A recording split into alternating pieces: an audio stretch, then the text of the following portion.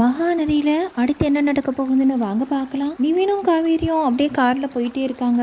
அப்ப வந்து காவேரி கேக்குறா, என்ன நிவின், நீங்க யமுனா கூட சந்தோஷமா தானே இருக்கீங்க அப்படின்னுட்டு. அப்போ நிவின் சொல்றாரு, சந்தோஷமா தான் இருக்கோம் காவேரி, எதுக்கு அப்படி கேக்குற அப்படின்னுட்டு. சும்மா தான் கேட்டேன்.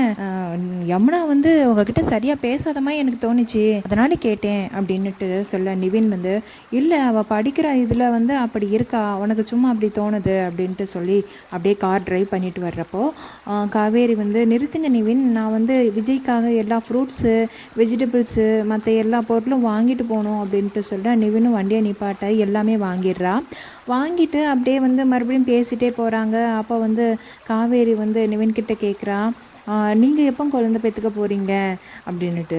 அப்போ வந்து நிவின் சொல்கிறாரு, ஃபஸ்ட்டு யமுனா வந்து படிக்கணும், அவளுடைய எல்லா லட்சியமும் நிறைவேறணும், அதுக்கு அடுத்து தான் குழந்தைய பற்றி நாங்கள் யோசிக்கிறதா இருக்கோம் அப்படின்ட்டு சொல்கிறப்போ நிவின் கேட்காரு, நீங்கள் ஹாஸ்பிட்டல் போனீங்கல்ல, டாக்டர் என்ன சொன்னாங்க, குழந்தை நல்லா இருக்குன்னு சொன்னாங்களா அப்படின்னுட்டு கேட்க. அப்போ வந்து காவேரி சொல்கிறா, ஆமாம் நிவின், அம்மா போட்ட உடனே நான் ரொம்ப பயந்துட்டேன்.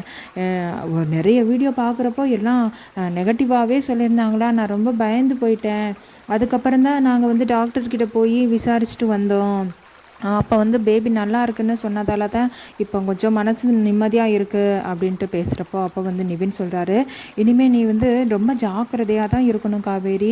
நாங்கள் பசுபதியை வந்து அடித்து வேற அனுப்பிட்டோமா, அவன் செம கோவத்தில் இருப்பான், என்ன என்ன செய்ய போகிறானோ, இனிமே விஜயை வந்து பத்திரமா இருக்க சொல்லு சரியா அப்படின்ட்டு சொல்கிறப்போ அப்போ வந்து காவேரி சொல்கிறான், நீங்களும் தானே அடிச்சிருக்கீங்க, நீங்களும் தான் ஜாக்கிரதையாக இருக்கணும், அதே மாதிரி குமரன் மாமாக்கிட்டேயும் சொல்லணும், நீங்கள் கொஞ்சம் சொல்லுங்கள் சரிங்களா அப்படின்ட்டு சொல்கிறேன். நானும் சொல்கிறேன் காவேரி அப்படின்ட்டு சொல்லிட்டு பேசிகிட்டே வந்து போகிறாங்க.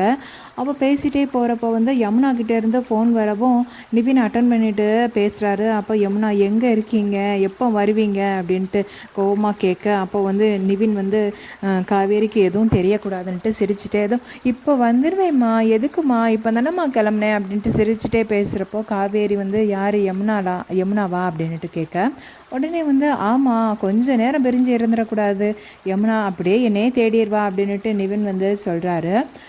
உடனே வந்து காவேரி வந்து, சரி நீங்கள் சந்தோஷமாக தான் இருக்கீங்க, இப்போ யமுனா இவ்வளோ விசாரிக்கா அப்படின்னுட்டு நினச்சி அப்படியே பேசிகிட்டே வரவும் கெஸ்ட் ஹவுஸுக்கு வந்துடுறாங்க. கெஸ்ட் ஹவுஸுக்கு வந்த உடனே விஜய் வந்து பார்த்துட்டு, காவேரி என்ன காவேரி வந்துட்டவனை வராதுன்னு தானே சொன்ன காவேரி, அதுலேயும் நிவினை வேற கூப்பிட்டு வந்திருக்க, எனக்கு அம்மம் போட்டிருக்குன்னு தெரியும்ல அப்படின்ட்டு சொல்ல.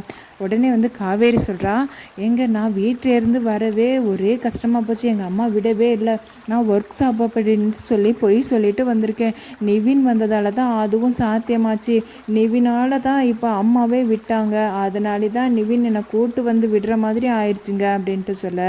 உடனே வந்து நிவின் வந்து விஜயை பார்த்து, உங்களுக்கு பரவாயில்லையா அப்படின்னுட்டு கேட்குறாரு. அப்போ விஜய் சொல்கிறாரு, இப்போ தான் நிவின் ஸ்டார்ட் ஆகிருக்கு, ஒரு வாரத்தில் இது சரியாயிரும் அப்படின்னுட்டு பேசிட்டு இருக்கிறாங்க.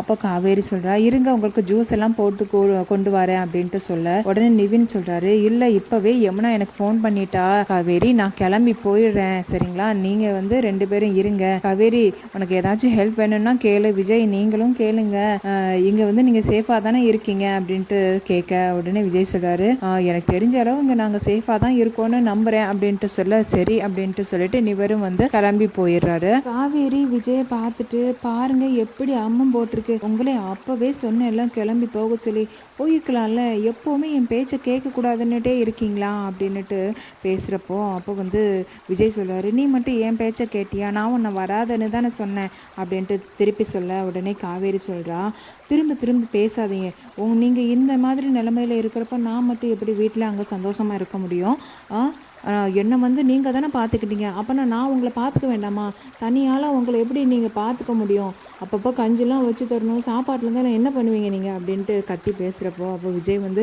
சரிங்க மேடம் கோவப்படாதீங்க அப்படின்ட்டு சொல்லி சமாதானப்படுத்த. அங்கிட்டு வந்து நிவின் வந்து வீட்டுக்கு போயிடுறாரு. அப்போ வந்து யமுனா வந்து அப்படியே வாசலில் அப்படியே நின்றுட்டு இருக்கா. சாரதா வந்து, என்ன மாப்பிள்ள வாங்க, காவேரியை வந்து விட்டு வந்துட்டிங்களா அப்படின்ட்டு கேட்க. ஆமாம் அத்தை, சேஃபாக விட்டு வந்துட்டேன் அப்படின்ட்டு சொல்ல. யமுனா வந்து, சரிம்மா இவர் வந்துட்டார், நான் கிளம்புறேன் சரிங்களா அப்படின்ட்டு சொல்ல. உடனே வந்து சாரதா, என்னடி உடனே கிளம்புறேங்கிற, இப்போ தானே வந்தேன், இரு ஒரு 2 நாள் இருவேன் அப்படின்ட்டு சொல்ல, நிவினோ நீ வேணா இரு யமுனா, நான் வேணா வீட்டுக்கு கிளம்புறேன் அப்படின்ட்டு சொல்ல, உடனே வந்து இல்லைங்க நானும் கிளம்பி வரேன் அப்படின்ட்டு சொல்லிட்டு யமுனாவும் வண்டியில் வந்து கிளம்பி இப்படியே வர்றாங்க. அப்போ வந்து அமைதியாகவே பேசாமலே வந்துட்டே இருக்கா. உடனே நிவின் கேட்காரு, என்ன பேசாமலே வார, வீடு வரைக்கும் அப்படியே பேசாமல் வந்துட போறியா அப்படின்ட்டு கேட்க, ஆமாம் அப்படின்னு சொல்கிறா.